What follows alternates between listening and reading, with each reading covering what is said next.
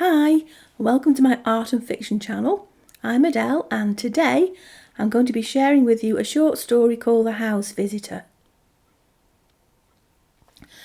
She stepped into the courtyard garden, grateful for the cool air and subtle separation from the noise behind her.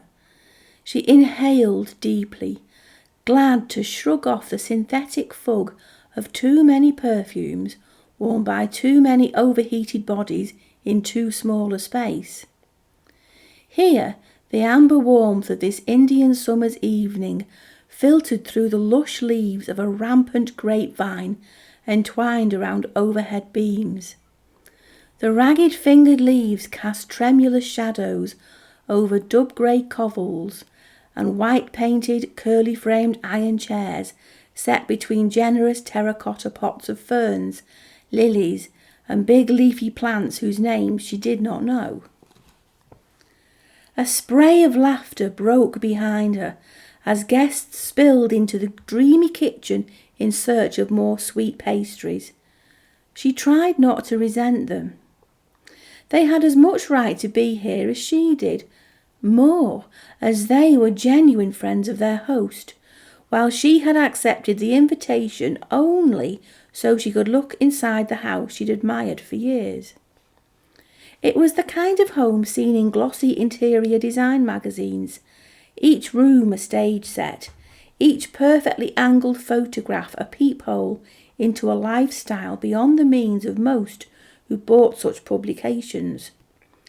Gorge on these images, said the silent subtext, and forget that greed and envy are allegedly sins. She had not been disappointed.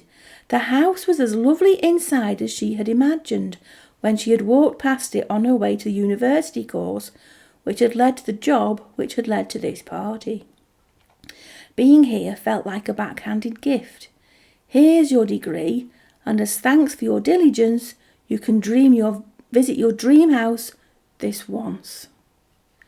She walked further into the courtyard, aware of the sharp, sour pungency of damp soil, spiked by honey-rich jasmine and night-dependent scents. Hidden birds were piping a last medley, and on the Roman wall, tourists yammered about the soft, slow river sliding darkly over the weir. There was water here, too, spouting from the brass flute of a blind satyr to smack onto fat, shining pebbles scooped into a fractured baptismal font, the Stygian liquid pooling around a squat ceramic frog. Maybe if she kissed the frog, he'd turn into a prince who could afford a house like this. She smirked at her treacherous wish, then punished her fingertips in the startlingly cold water. Footsteps pattered behind her as others followed her into the courtyard, having spread out from the core party in the largest of the 3 reception rooms. Their conversations were the same, though. Jobs and cars and holiday destinations, choosing the best schools, and all spattered with buzzwords deliberately dropped like nectar traps for competing worker bees. "Ah, there you are, Anastasia," said her host, from the midst of a gaggle of devotees who all had posh names and surgically perfect smiles, and lives filled with skiing, county fairs and horse riding. She smiled, knowing she would never confess that her old name was just plain Anne, or that she'd once had a donkey ride on Blackpool Beach. Her host said, "Let me introduce you to everyone," and then began talking about visiting Prague, as if it was just like popping round to the corner shop. Anne felt excluded from their clique, despite her efforts to pass through that secretive, narrow door which resolutely barred entrance to people raised on songs of praise, sugar butties and casual violence. "Do you live locally?" Anne suddenly realised that someone was speaking to her. She met the level gaze of her questioner, a tanned woman wrapped in a designer drape, which would probably cost more than Anne has spent on clothes all this year and the last. "My parents live just a few minutes' walk away," replied Anne, silently adding, "A few minutes and a whole world." And you've just started working with the company? Asked another woman, a chic 30-something with a massive diamond engagement ring. New this week, said Anne, offering a well-honed smile. It's horrible being you, commiserated their host, lifting her glass of wine to take a disinterested sip. Everyone hastily agreed and shared comments about not knowing anyone or where anything is or how things should be done. Anne listened, nodding when appropriate, but didn't care about their opinions. These people were not prospective friends, and she would never be invited here again. She had enjoyed looking around this house, though it wasn't perfect.